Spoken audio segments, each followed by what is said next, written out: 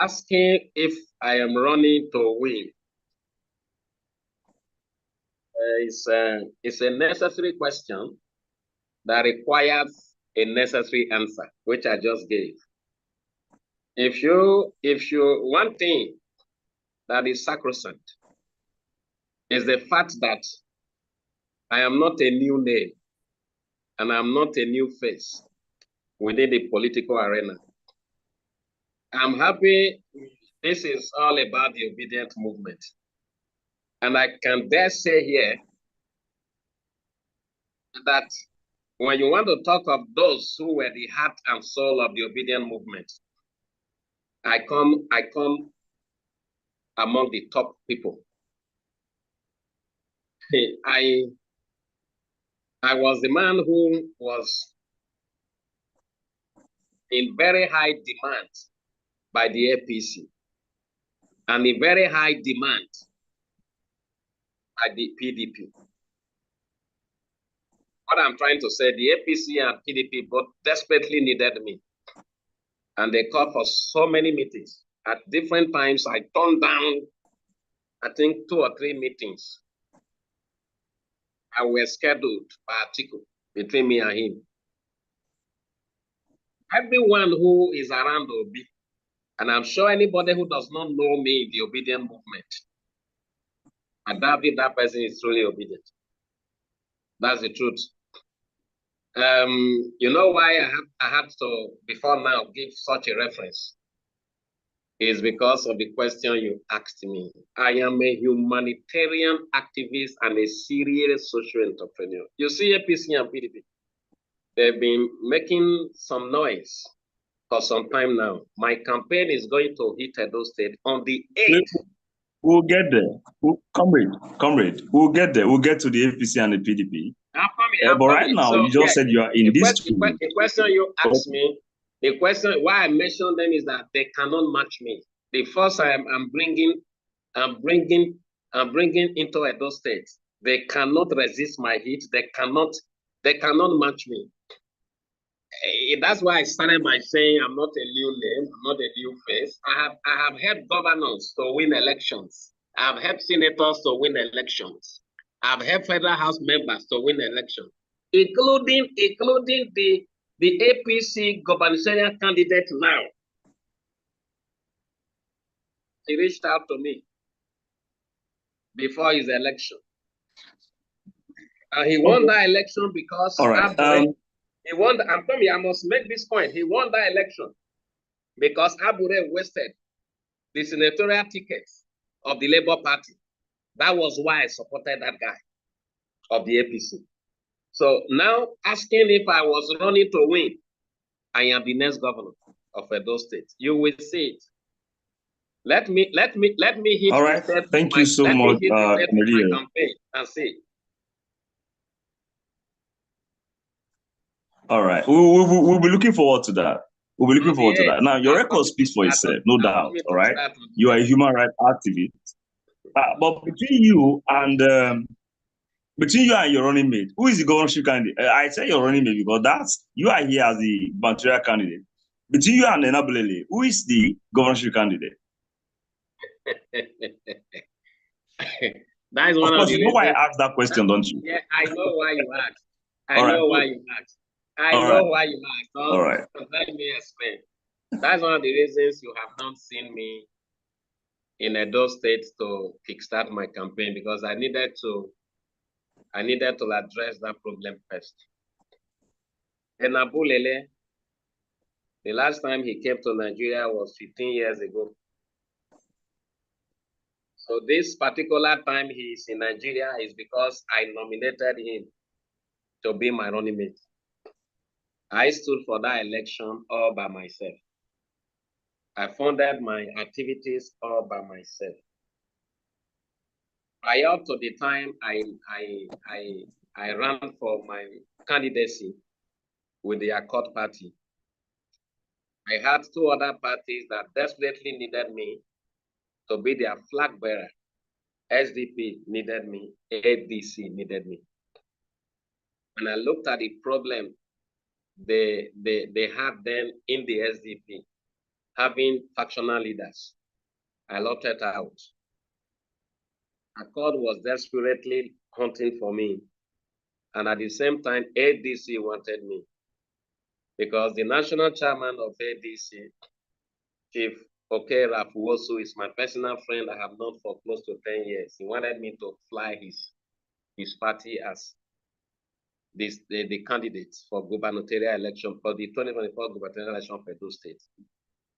But at the same time, I discovered that they had some issues too, somehow. I didn't want to be entangled in a crisis I did not know how and when it started.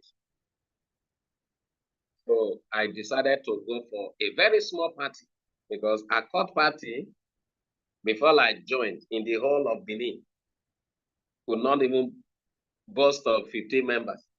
You know, in Nigeria, some people just get a party, all they know is, oh, I'm the chairman of this party, blah, blah, blah, blah, blah, blah. So I was the one that brought relevance to a court party. In Edo State, I'm not talking of the national. I brought relevance to Edo State Accord Party. I did that primary, I won. And it was widely reported across Channels TV, across ITV, and practically all the major dailies reported the news. It was, go and research. The videos are still there on the YouTube of Channels and ITV, where when I was declared the candidate, during my appreciation speech, my inaugural speech as a candidate who just emerged, I'll announce it as my running mate. So what happened was that my state chairman and my running mate, they have an ancestral relationship. It's like the mother of my running mate and the state chairman of my party, they came from the same community. So after I emerged, I decided to create a platform or an avenue for my running mate to liaise or relate for the very first time with my state chairman. So they spoke to each other, and that was when, having introduced themselves to each other, they discovered that they came from the same place. And not only to mean that one Curtis Ugo, who is a fugitive, political fugitive, that is the best nomenclature for him. Somebody that was with the PDP, he fought, he was driven out of the PDP, he came to the Labour Party, he couldn't survive there, he couldn't even pay his money for his nomination fund. This man started looking for me everywhere, that he held some of my, so he had heard about some of my political exploits in some other states. And he heard of what I did during the Obidient revolution. And that he would like to be close to me because Labour Party was becoming too cold for comfort for him because of some of the corrupt practices, according to him, that he had observed. I met Curtis for the first time when I had just 4 days left to my primary. I was officially screened ahead of the primary on the 14th. And that was when I took Curtis Ugbo to my party for the first time during my screening, meaning I had just 3 days to the primary. Then Curtis Ugbo was part of those who escorted me to the venue of my primary. If you watch the videos and you see the pictures that were uploaded online, you will see he was one of the people holding my hand when I was declared the winner. And not only to mean that he thought I was going to pick him, and he never discussed that with me. So the fact that when I was declared the winner, you know, my hands were raised before I went now to make my inaugural or make this speech where I nominated Enabulele as my running mate. So he got angry because something was not going to come to him at all. Knowingly to mean that at that point in time, he had liaised with my state chairman and they decided to play the politics of asking Nabulele to come to Nigeria for a second primary. Do you get what I'm trying to say? So that one, being too ambitious, you can imagine somebody who last visited Edo State 15 years ago. Does it think election is tea and butter or just a piece of cake? Who knows him, even in his local government? I am a name that is known practically in every household. So they collected money from him again for a nomination form after we have conducted our primary.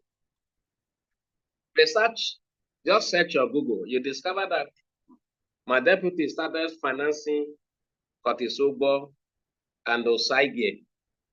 Osagie, one of the broken barrels of Basaki. He said they gave him an SSA, which was never productive. So he just jumped the queue, then attached himself to Kotisugbo, and then they started driving campaigns of calumny against me.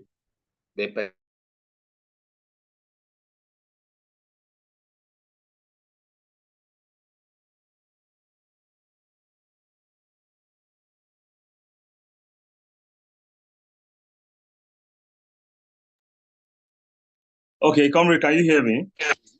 Yeah, it was a call that authenticated that interfered with the conversation. I want to appreciate the information that you have given so far.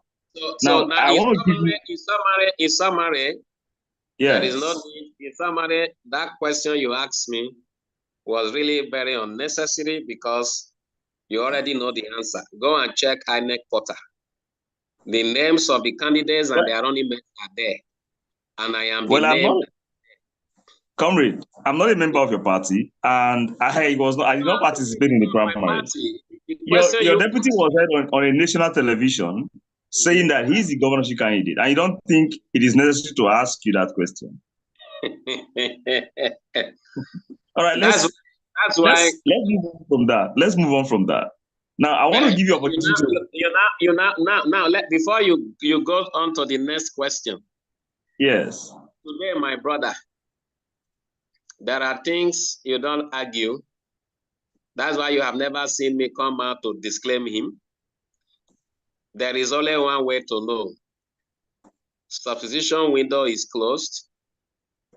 INEC has already published long before now the names of the authentic candidates of parties and their running mates. When you check that, you see Enabulele is my running mate. So whatever noise he's making, it's okay.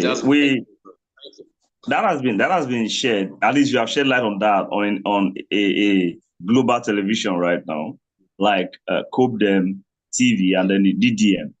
So people are going to watch our videos, then they're going to see that issue was addressed by you. And of course, your followers should also watch the video. You can refer them to the videos so that they can see where you address this issue. Now, I want to give you opportunity for free adverts on our television. Is that okay? That's fine. All right. So where's your campaign office in Edo State, and where's your party secretariat in Edo State? My party secretariat is at number 5 MM Way. That is for a code. Then my own is at number 23 TV Road. That is where I'm going to take off from on the 8th of June when I hit Edo State. So I move from there, then I spread my tentacles to other areas or regions. All right, so let's move on to your chances in this election. You said you're one of the leading candidates in this party. Is it one of the top 3 or one of the top 5? Where do you stand in the election? Because a lot of time when you listen to people, hold on, comrade. When you listen to people, this is television, and we're bringing you questions that address the yearnings of the people. Now, when you talk to people, they tell you the 3 major candidates, as though the other political parties candidates are not major. And you just said that you're one of the leading candidates. That's why I'm asking that question. They keep telling you the three major. So how would you address that? Because we're looking at your chances in this election. Because you are an Obidient, and so it is necessary for us to listen to your position where you stand in this race. You understand? So I would like you to address that. Thank you so much. I really want to thank you. Are you with me? Hello, can you hear me? Yes, please go ahead. I can hear you loud and clear. You see, it always seems impossible until someone breaks that record.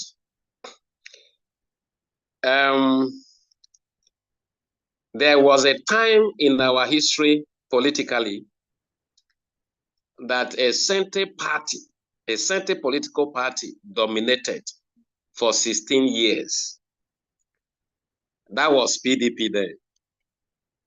In their complacency, they bragged that they were going to take charge of our leadership for 35 years. If you are a good political, if you are a good reader and someone who has been acquainted with our political evolution, you will know. Why were they so complacent and so arrogant? Regardless of the fact that they were not ruling well. The reason was very obvious. And it was because of the fact that there was no alternative party that could rival them strongly. So they just looked into the future and they said, oh, we are the only party. Then suddenly you knew what happened. APC, CPC, ANPP, that is CPC, SCN, ANPP, they formed a merger. When they formed that merger, they demystified and whittled down the strength and the influence of the PDP. PDP became relegated. Then the APC took over. And they also had their own dream to hold on to power. The same way and manner PDP held onto power. Buhari became the second movement after Abiola was a movement in 1993. The Say Baba Revolution. People who wanted desperate change gave Buhari their support.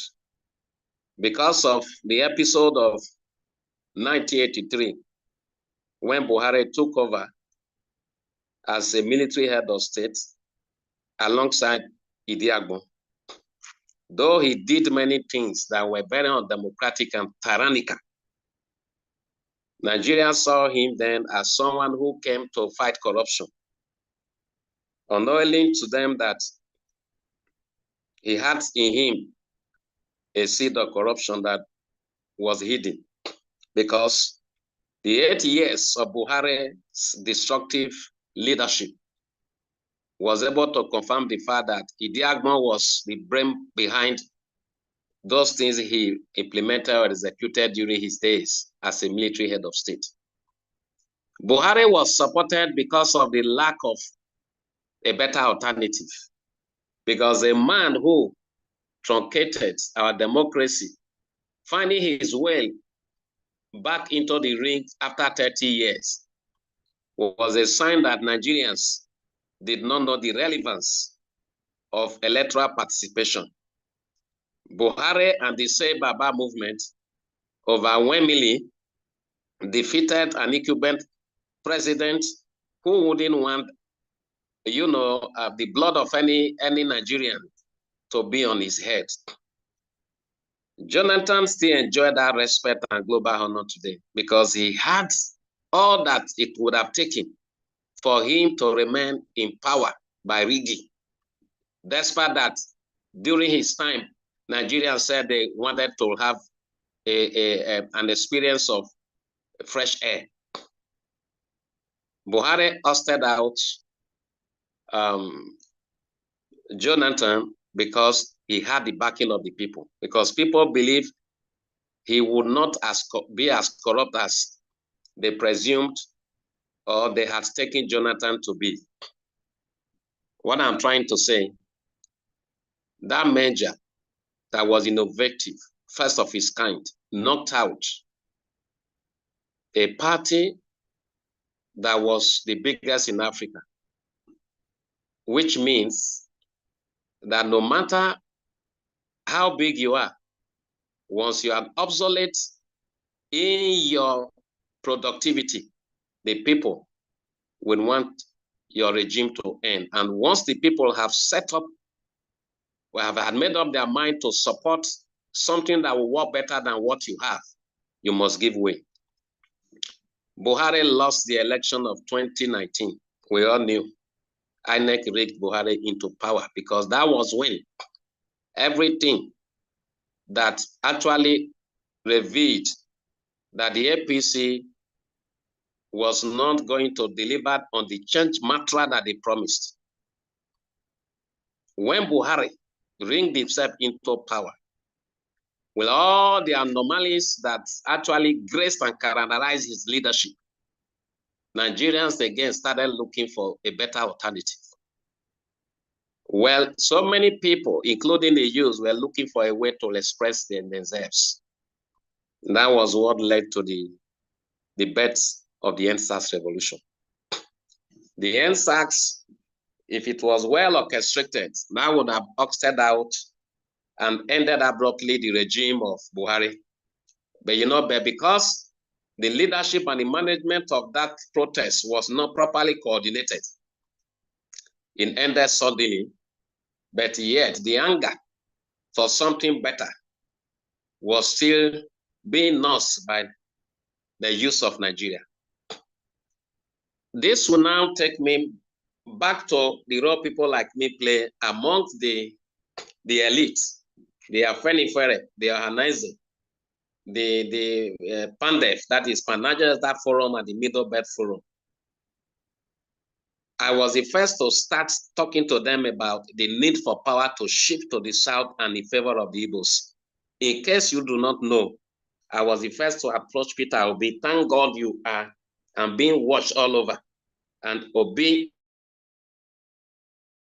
I'm sure, could see this. And if I have my own leak that that I could send to Obi, I'm saying this thing now on national TV or global TV, that Kennedy Iyere was the first to approach Obi and ask Obi to run for presidency. And I did that in the year 2020.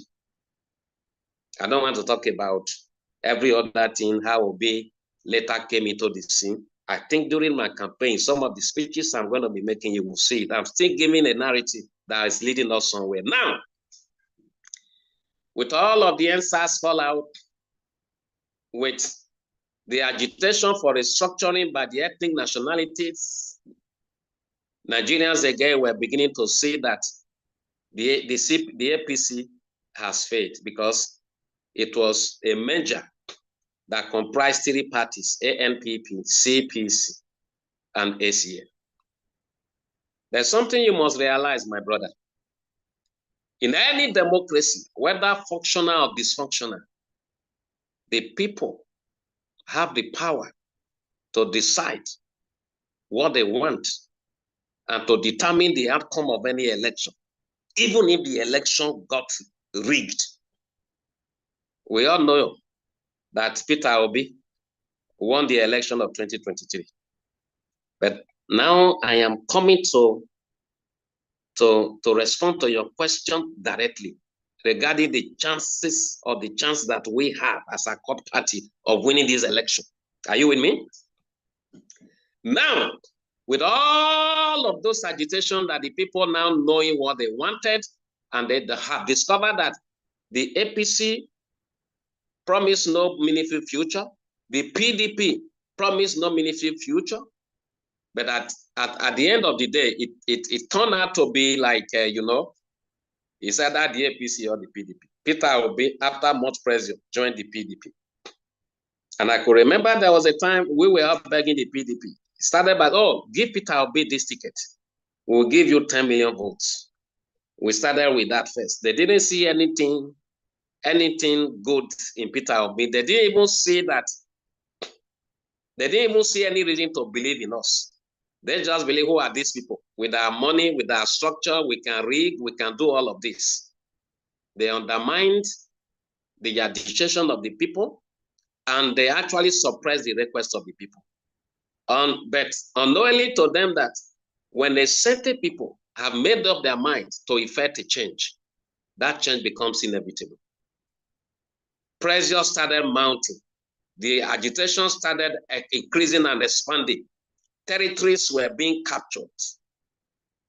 Regions were being colonized. Well, eventually, Peter exited the Labour Party and the PDP. It was not the Labour Party that was our first option. We had, for Peter Obi, for the fact that the third force struggle we foresee was going to produce the next president of Nigeria, Professor Utomi, Dr. Tanko Yunusa. I'm coming. I will soon learn. Hold on. I'm just trying to give you some story. Hold on. Let me answer you now. Because we know we have time of essence. So that you don't break my flow. Yeah, don't worry. Let me know. I don't need to round up before we can move to the next question.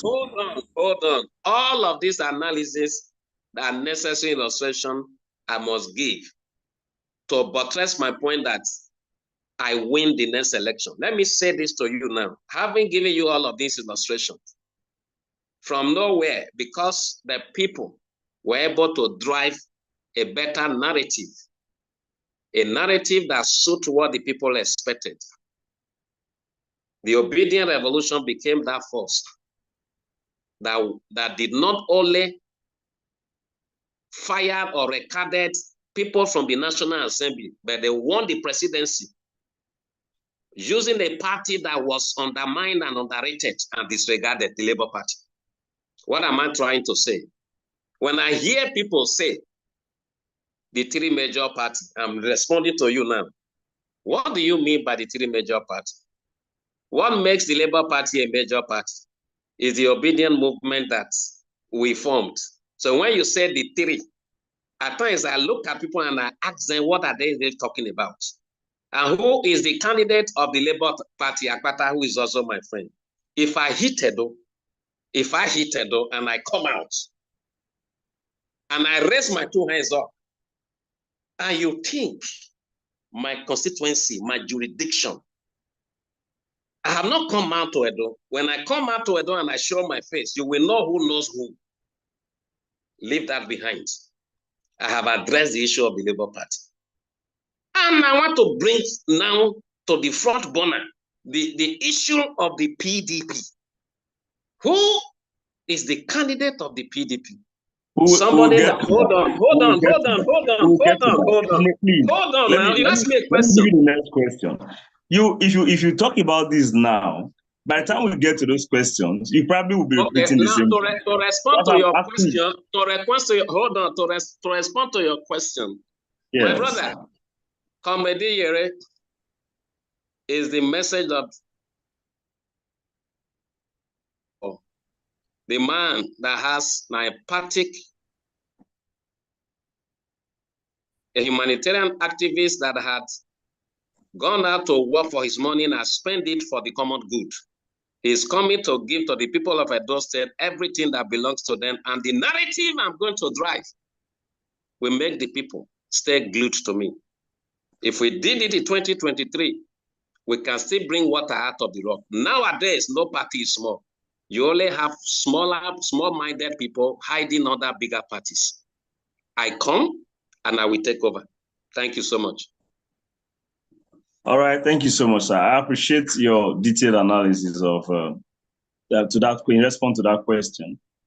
I want to ask you, remember we're talking about your chances at the poll. Mm-hmm. I want to ask you about the BSM, the Benin Solidarity Movement, mm-hmm. which actually threatened to go to court mm-hmm. if you are not, if you remain the candidate of your party. Mm-hmm. Has that issue been resolved with the Benin Solidarity Movement? The question I want to ask you, Benin Solidarity Movement, who are they? Benin Solidarity Movement, who were the people that made that protest? Curtis Ugbo was being funded by my running mates to carry out those dirty jobs for him. And he has been paid for what he did for him, and I have evidence to that fact, to that effect, rather. So when I hope you are aware that they don't even have any right to come out in the first place. On what ground would they challenge anything? So that is a non-existent problem at all. Curtis Ugbo is notorious for that. There is no party he had ever associated with without living fighting them. So when someone who is notorious for doing some certain acts of shenaniganism is out again to display, you ignore. So my brother, ask something better. There are better questions to ask. All right, I like that. You feel it's not a good question, but these things are everywhere on the internet. And remember, Edo State is enlightened. We have enlightened voters. And so, but I want to give room to someone to ask you a question before I'll come back to you with more questions. Yeah, we have Elder Egbe Agbonifo, the Deputy Chairman of COPDEM Edo State.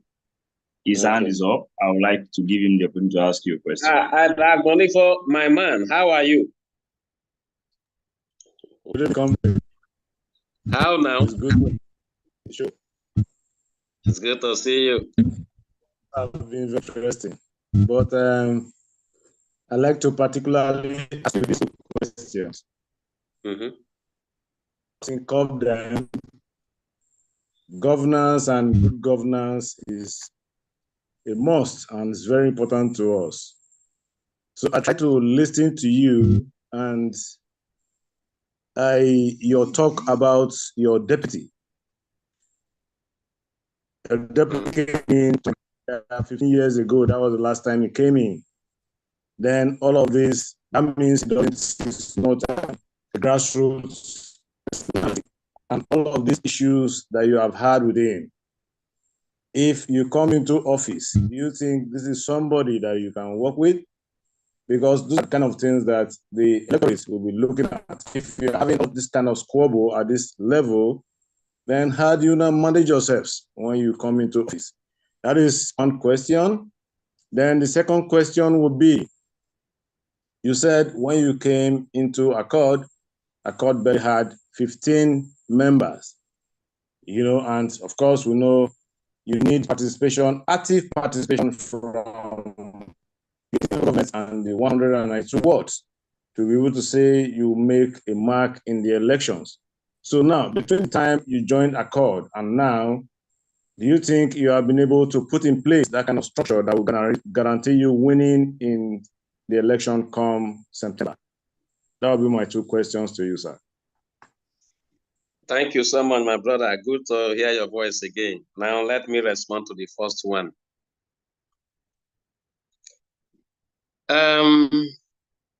Regarding my running mate, his attitude is childish.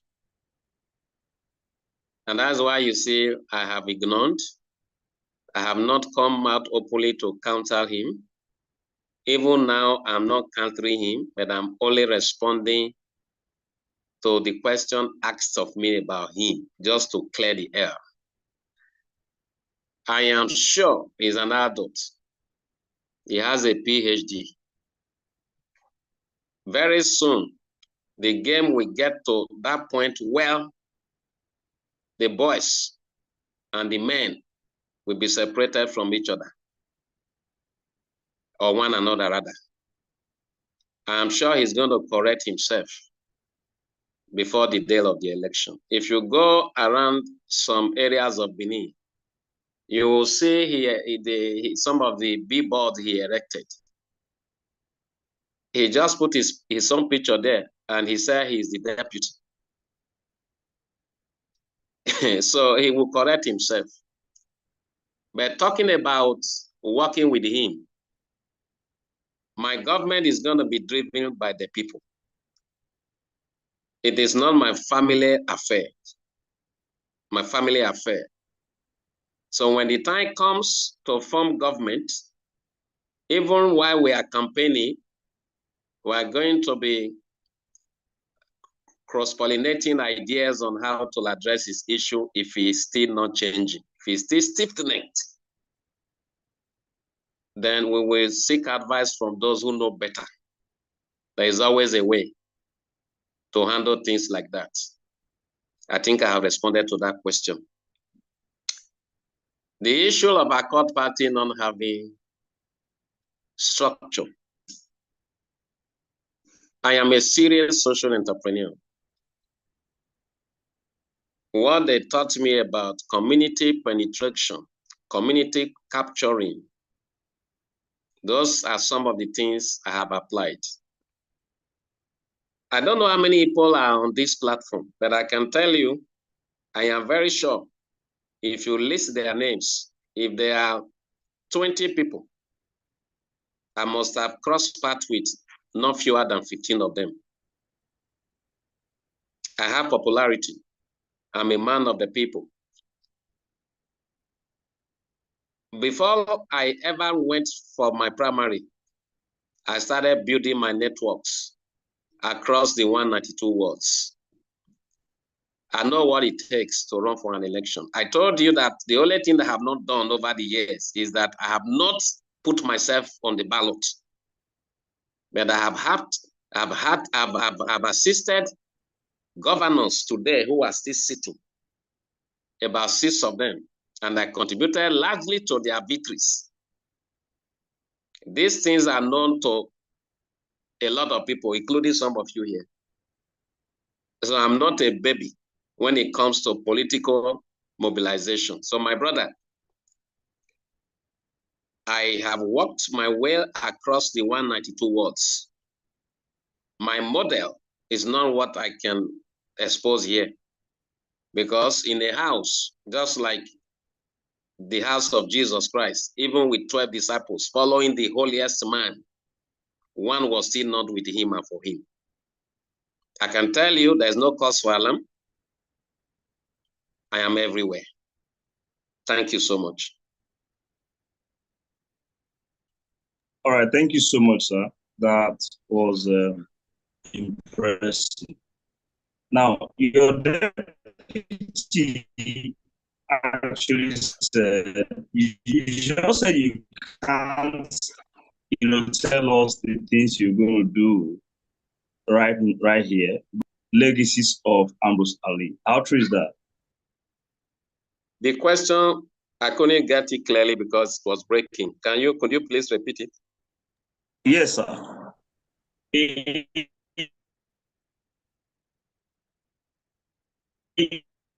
He said you're going to replicate the legacies of Ali Bender. He said you're going to replicate his legacies. Is that what you actually plan on doing? I have not made that statement, but if your deputy made that statement on your behalf. I didn't authorize that statement. You can ask me now to make mine, and I will make it. No, are you in synergy with your deputy? Because you just said he has his billboard out there. He has his billboard out there, and he's only himself on a billboard. And then that's why you cannot throw his question at me. So the right question to ask me is how do I intend to surpass or do up to or replicate? No, you are the governorship candidate. Yes, you are the governorship candidate. When you hit the campaign on the 8th of June, are you hitting the campaign trail with your deputy? Supposedly, because my campaign trail is opened to everyone, especially himself, for active participation. To everyone? Yes. Okay. So not just your deputy is open to everyone. So if he wants to come, he can come. Is that what you're saying? It is open to him. There is no, it's like you asking me whether the idea to decide the choice of school for your son will require the input of your wife. That question is rhetorical. My deputy is compulsorily needed to be part of my campaign trail. But at the same time, he is doing things. Is he going to be part of your campaign? Definitely so, because he is not a candidate, and whatever campaign he's doing, whether he's erecting a billboard, putting himself as a deputy without my name, the fact is that he's advertising a court party. so in a way, whatever he does out there is in the interest of our court party. so when you see his name on that billboard, deputy candidate, if you look closely, you will see my emblem there, a court party. I'm the candidate of a court party. So when I kickstart, do you have your own billboard erected in the state? No, I have not started erecting because of what he's already doing. How would you say that I am? But you are not there. You are not in this. How would you say that I'm erecting, putting myself and himself, and he's erecting, not putting me? Don't you think that? So two people cannot make the same mistake, and that's why I'm still in Abuja. As I speak with you, I'm in Abuja having a meeting with my national leadership. That's what I'm doing here with my national leadership. So it is a reason we have not considered our campaign council, because we really need to be sure. We really need to be sure of what is happening to him, because what he is doing, it does not really make sense. So we want to be sure that there are no forces from the opposition trying to work against me through him. And like I want to say, Comrade Kennedy Iyere, right now, two of you are not in agreement. I don't need to tell you. If we're in agreement, how come the billboard is erecting? I'm not there. My brother, you know the answer to that question. Yeah, I'm asking you this question because people are watching. Edo people are watching this program, and so if you are not in agreement with your deputy, why should Edo people vote for you? It's very simple. They will vote for me when I come out. Why should they vote for you? Hold on. That's what I'm saying to you. That's what I'm saying to you. That's what I'm saying to you. I want you to understand that when you have given birth to a son who is an adult, and he wakes up one day and decide to pick a notorious prostitute for a wife, your kinsmen, hold on, your kinsmen, the wise one, when they know the fact that you will against such, they cannot penalize you for his actions. We are talking of someone that has a PhD, right? And I hope you also know what he's doing out there is an offense. It's a crime against the law. He filled his form, submitted to INEC as a deputy candidate, right? You know, in law, in criminal law, we call that in perjury. It's an offense. The truth of the matter is that Edo people, like you said, we are enlightened. We are not mugus, right? Edo people are people who are intelligent. You can engage with Edo people. You can engage Edo people in an intelligent conversation. When I come out to start campaigning, then I will speak for myself. They will ask me questions. I will explain to them my own side of the story, right? If everybody has okay, so they are going to be, what you're saying is that, Comrade, are there going to be two campaigns, your campaign and his campaign in this election? Let me tell you, when I come to institute my campaign, my deputy will either join me, and if he's not joining me, I have a way I can stop him from displaying those rascally character. I just told you that is a crime. We call it perjury, false identity. Are you going to take him to court? I am not taking him to court. But you also have law enforcement agents that could address some matters. The truth of the matter is that what he's doing now is showing that there are foxes who know that Comrade Iyere is a force that might be using him against me. And that's why I'm meeting with my national leadership. I'm in Abuja. We are meeting over that matter. And I hope, for your information, you are aware that the national chairman of our court party had come out to disclaim him before now. I'm aware of that. Okay. I hope you also know when INEC released the names of those who were published first as candidates, my deputy sponsored bloggers to replace my name with his name. All of these things are offenses against the law. These offenses are punishable. Let me tell you the answer. There is a difference between obtaining a court order to refrain him from engaging himself in all of these activities. Another can refrain him without you prosecuting him. I can't prosecute my deputy, but he can be restrained. That's the truth. So I have responded to you. The question you may have to ask me should be more channeled towards how I intend to win and how I intend to serve the people of Edo State. Not to be focused on questions, not to be focused on issues that are related to how are you going to run the state if you don't have a campaign that's devoid of crisis? Because we need to ask this question so that people can understand. That's what I'm asking you. Let me just tell you something, my dear brother.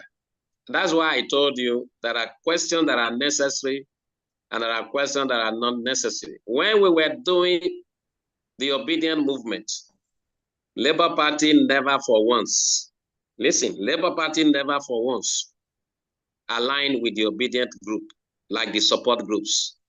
It was like, oh, these people are our rivals. When the Presidential Campaign Council was constituted, most of the conveners of the various support groups that made up the Obidient movement, that powered that movement, which Labour Party relied on, were excluded. I raised the first objection. I confronted our principal. The second list came out. It was the same thing. Was it not the same revolution that went ahead to win the presidency, despite the fact that the mandate was stolen? Was it not the same group, the Obidient movement that went ahead to elect? Can you hear me, Comrade? Yes, I'm responding to you. Can you hear me? Can you hear me? Can you hear me? Hello?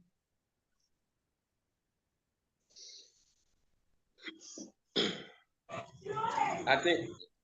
I can hear you. Can you hear me now? Hello? I think you are quite clear. We are hearing you. Yeah, so the same, so it happened. We won the president party as a party was against us as the Obidient movement. We went ahead to win 6 senatorial seats and 34 House. Yeah, we achieved that because I am the candidate. The candidate that is handling the steering of the car and manipulating the movement and the motion of the car. He is my running mate. I am the real runner, if you suffice me to put it that way. I just told you that I have my model. I have my strategies. When I enforce and implement and execute my strategies with the wrong team, success for me is inevitable. So forget about what he's doing. One thing I know is that who will stay with the party and take every step based on the party. That's why I'm here. So, my deputy or no deputy of mine, anybody. It's a matter not campaigning with a different deputy from the deputy that I think we lost okay, yeah, okay. Our guest. Okay. Mr. Did you get me now? Yes, thank you. Thank you so very much, Comrade. We heard all you said. Yeah, we heard all you said. At the point we lost Elvis Brown, the anchor man. But I was just going to say we are rounding up now.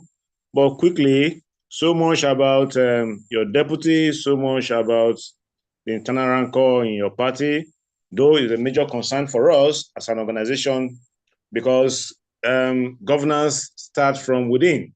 You know, that is why we are showing all of this concern. So if there are internal rancors at this level, so we are just trying to imagine how it will be when you actually take over office.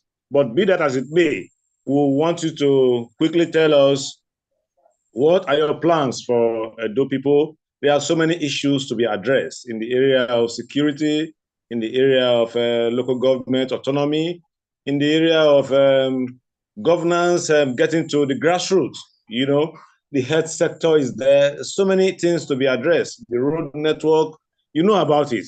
So tell us what I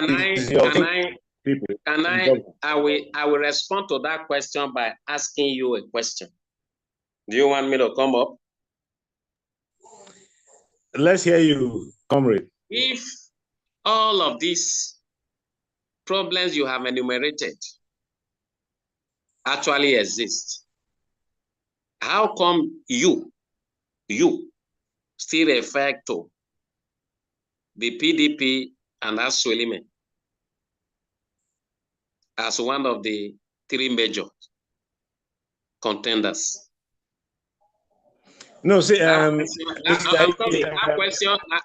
you that question. So let me respond to you. I'll now respond to you. Let me respond. I thought you asked me a question. I thought you asked me a question, though. So I wanted to respond. It's not. I just asked you that question. Keep the answer in your mind, so that because why I ask you that question. See, let me say something to you.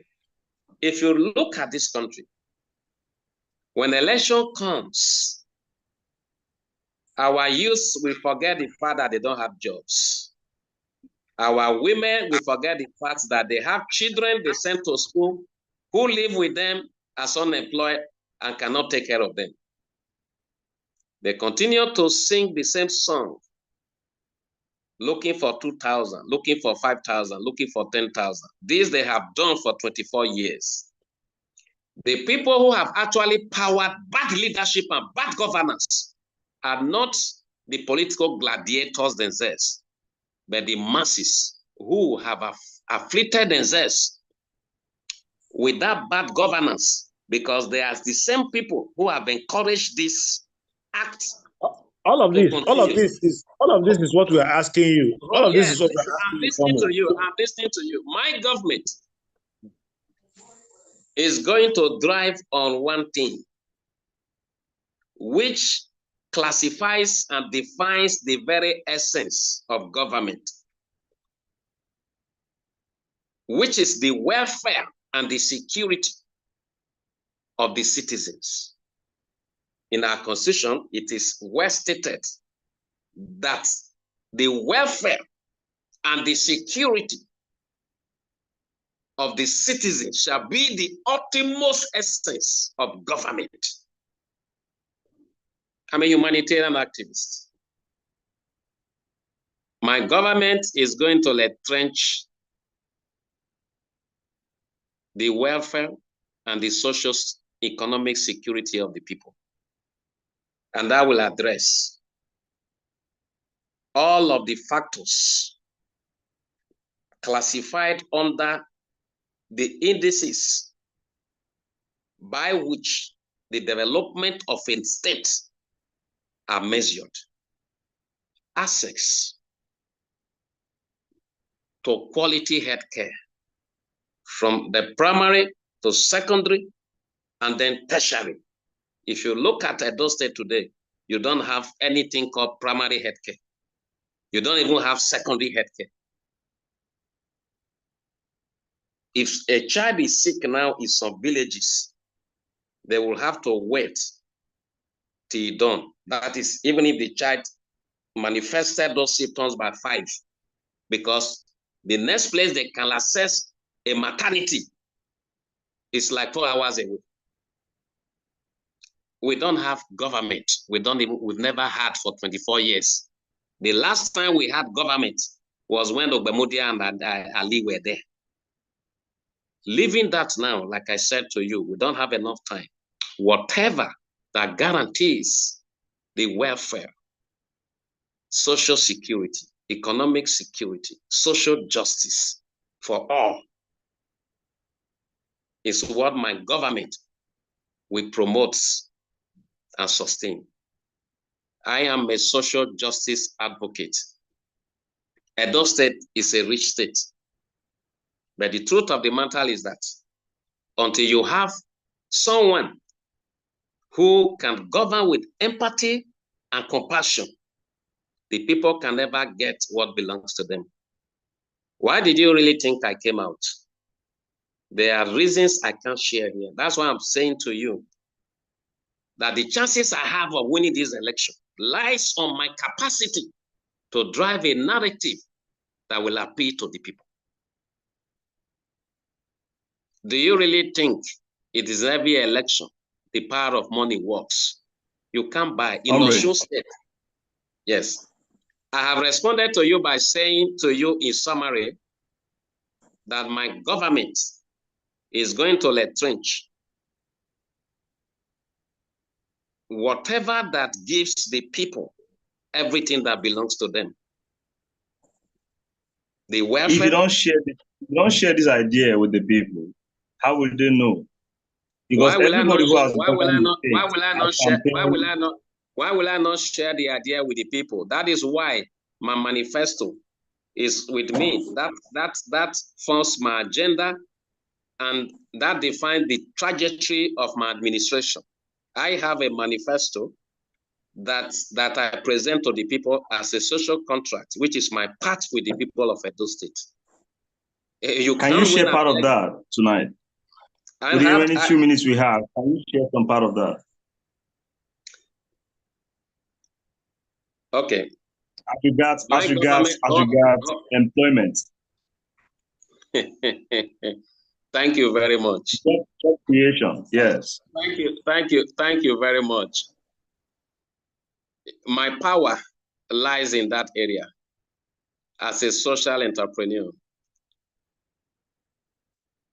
Job creation constitutes a greater part of my empowerment network or agenda. For example, when I was growing up, we focus on agriculture now. I can only emphasize on agriculture. Then others I will leave because I don't have enough time, because I wouldn't want to start, you ask me to stop. Edo State had 1.6 million hectares of farmland, 1.6 million. There is nothing you cannot grow. If you come to a place like Okada and Ekpoma and Iruekme, we can actually plant enough rice that can feed not just our people, but the entire South, and we will still have some to go out. 1.6 million hectares. Growing up in Uromi, we used then to have farm settlements where rice were being planted in large quantities. At this time, Ekboma, women were using those rows to dry their rice. Find out. I don't know how old you are now, but find out. We can bring back that pattern once again. If you check some of my interventions, Google me very well, and find out the interventions I want to drive or have been driving at the national level. Like next Friday, I'm launching a major agricultural intervention in Abuja. You will see it across the media network. Now, agriculture, my intervention will be that in every family, there should be an incentive that will produce one farmer that will at least cultivate 1 hectare, at least. Agriculture has to replace our oil that is becoming obsolete and is phasing out of the market. We need to invest in food value chain. I'm not going to do what Obaseki did, like, oh, I want to create agricultural hub, a hub that you will never see. Now, my intervention of one family, one farmer scheme ensures that a smallholder farmer is created out of every home. In Nigeria, what survivors, not mechanized farming, smallholders, we call it collaborative farming, and bringing that intervention. And I am telling you that we're going to focus on 2 areas. Staple crop cultivation to address the problem of food sufficiency and inadequacy. And then also farming for cash crop. Governor Peter Omba of Enugu State is my friend. Everybody knows. I was the one that brought to Enugu State a team from Spain. All they wanted to plant was garlic, and they were investing over 100,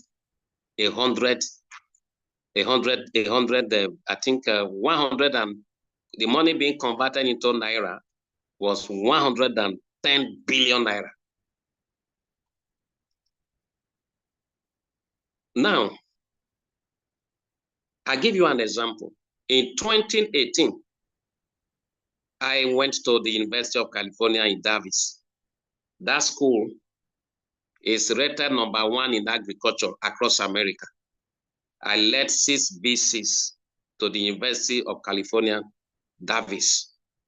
That university confirmed what I am saying to you after this interview. They remit to the state of California not less than 10 billion every year after taking care of their own expenses. What's the secret? Can you hear me? That university, can you hear me? That university. Yes, loud and clear, I can hear you. Please go ahead. That university invests in research. They use their own students to have a farm that feeds the student community and the city of Davis. That value chain investment, once we have invested well enough, I'm going to create what I call a Edo State Bulk Purchasing Agency, through which government gives subventions, give funding to smallholder farmers, buy back this produce from them, regulate a price that will make it, food items rather, affordable by every family. Now, if we invest our money in agriculture well enough so that we have a value chain effect, you would have ended up creating jobs directly and indirectly. From seed to plate, the processes through which you need to adopt from sowing to harvesting. Once those processes are melancholically carried out, definitely agriculture will now become not just the biggest employer of labor, but also the biggest earner of revenue for the state. When I travel, I eat Nigerian food everywhere in the world, especially across America. That was one of the reasons I chose my running mate to bring in the diaspora flair into the whole of this administration. But I'm telling you, whatever that is happening now, we'll get across it. So what I'm trying to tell you,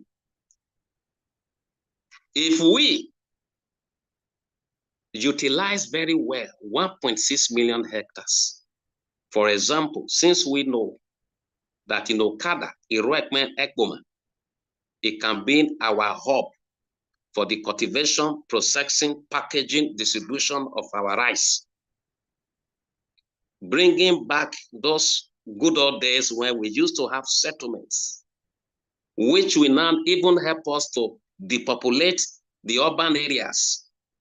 When you have rural villages, like in America, those of us who are used to visiting America, in states like Iowa, North Dakota, South Dakota, that's how they farm there, doing farm villages, where you have young men and women being encouraged to engage into farming by making farming attractive, adopting those villages, building modern houses, 1-bedroom self-contained, 2-bedroom flat, a sports center, a clinic. They go and work during the daytime, not using the olden days implement or tools, digger and hoe, where you have even artificial intelligence being brought into force. That these boys and girls know that after working in the farm in the modern way, they still have where they can relax, drink beer, right? Watch super sports, watch premiership, watch Champions League. Their children, they have good schools to attend there. Maternity is there. Sports complex is there. They will find solace in bringing themselves back home. Those of them squatting in Lagos, squatting in Abuja, they have been there for so long a time, they can't even rent a house. Life is made more affordable and more meaningful. I am telling you that with collaborative agriculture, we look at a crop like cassava. I am in talk with IITA. I am telling you that the market value for agriculture in Nigeria nationwide is approximately, as we speak today, 30 trillions. If you look at a place like Oria, I have been to Oria. If you know Aslemo Jesua, I know him too well. He plant palm front. I have brought my partners from America to that his farm several times when we wanted to collaborate.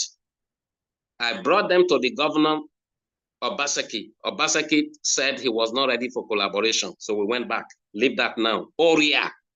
What we produce in Oria, largely that we have ascertained as crops that do well there is cassava and yam, and pawpaw and maize.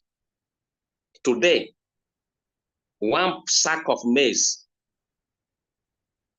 is close to 30,000, if not more than. All of these things I'm explaining to you, they are in my manifesto, turning agriculture into our new oil.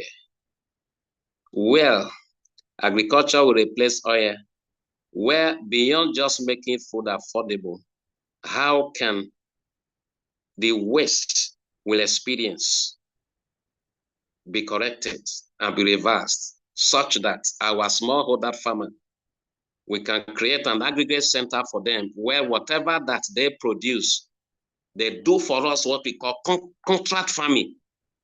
They farm for a market that they know, controlled already by government, and they have good money for their own efforts. And we create a network where they can have a thrift contribution arrangement that enable them to save money. What I'm trying to tell you, if we choose to block away the leakages and the avenues and other means by which people steal our money, and will invest and reintegrate and reinforce our investment in agriculture in a place like Edo State. If we have a channel, a mechanism by which the government partners, every farmer as a smallholder farmer, and be able to help them find a market for what they produce, in no time, we would have elevated our farmers to that place of comfort where farming becomes an enviable profession, occupation, or career. If you allow me time, I will go on and on. I think that your manifesto is quite elaborate. We look forward to having a copy of it so we can look at it. I want to give room to Barrister Abrifo to ask you the last question because we don't have time anymore. I want to appreciate you, but then the chairman or the deputy chairman will do more of the appreciation of COPDEM actually. So the chairman of COPDEM, Edo State chairman of COPDEM, Barrister Abrifo Esquire. Please go ahead, sir. Thank you very much, Ron. I want to appreciate our guest, Comrade Iyere. The question that Sir Benito. Could you speak up, sir? We can hardly hear you. Okay. Can you hear me now? Yes, we can hear you. Okay. Mine is going to be a clarification from you because my deputy has asked what would be your policies relating to your governance of the state. I was expecting you to, in terms of security, education, and all of that, you itemize them and explain to us how you intend to do that. But it's like your focus is only on agriculture. I just picked agriculture. How can my focus be only on agriculture? I picked and I explained. Hold on, comrade. Hold on. Because we know that insecurity is a very big challenge in Nigeria generally. And as a candidate, governorship candidate who is aspiring to be a governor of a state, I was expecting you to tell us how you intend to address the issue of insecurity in Edo State, the issue of education in Edo State, the issue of health in Edo State. I expected you to take them one after the other so that your audience will be able to assess you if you are suitable for the job that you are, or office that you are seeking Edo people's vote for. But it seems not to, or maybe I didn't hear you clearly, but you didn't talk anything about that. I didn't get your blueprint,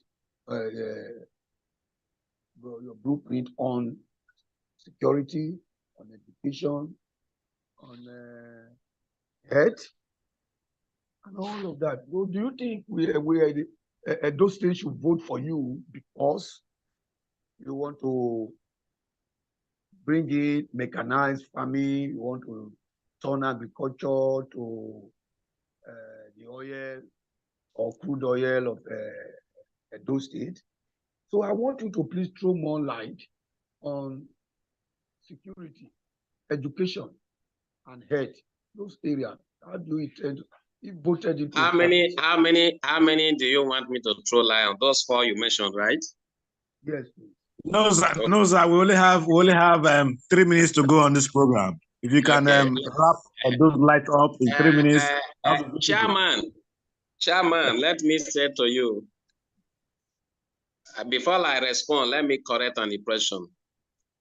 He asked me a question, and if you listen carefully, I told him when it comes to explaining my manifesto, The time I'm sure we have left will not be enough because I wouldn't want to start and I will not have enough time to finish. And I said I was only going to take up on agriculture. That was what I said, and that was why I mentioned agriculture.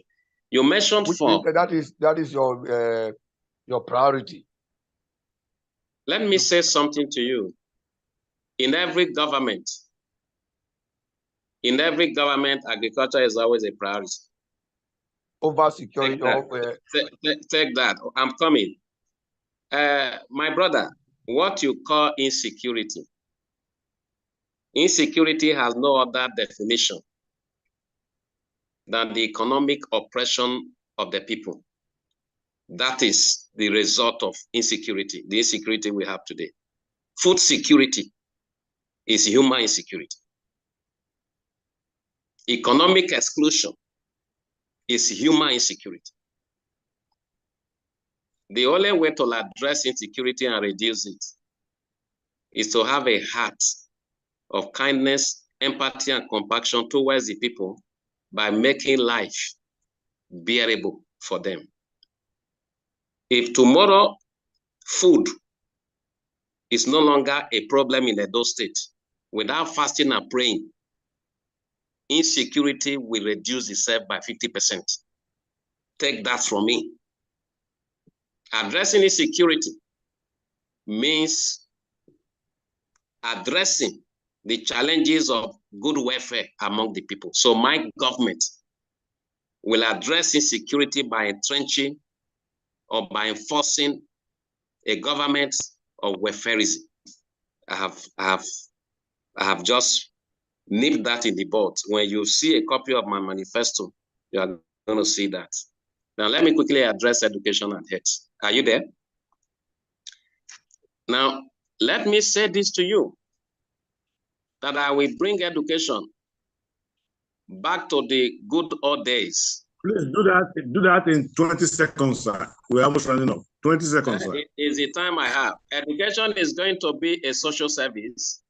Healthcare is going to be a social service. That is why people pay taxes, to have drugs, to have infrastructure in school and in the hospital. If the taxes paid by the people are not embezzled and stolen by corrupt leaders, education will be available and at a rate that is of high quality. Same with healthcare. Thank you. Thank you very much, sir. It has been a pleasure having you on our Town Hall series. It has actually been a very interesting evening with you. Thank you. Besides all the internal squabble, we seem to see that you have very laudable plans for the state, and COPDEM will be willing to work with you. We have a DDM arm who is ready to portray all candidates to the citizens of Edo State and to the world at large. We want you to be able to tell them what you want to do for them, why you should be voted for, and why you should be the next governor for Edo State. So reach us anytime. We'll be there and be willing to discuss with you. So thank you very much, sir. I thank you for having me. Chairman, thank you. Thanks to every one of you who made that time to be here. And we are going to engage more when we come to Edo State and to kick off our campaign. That'll be fine. That'll be fine. Have a good night. Fine. So we thank all participants. Look forward to having us on. Thank you all. Have a very wonderful evening. I bless you. Thank you. Good night.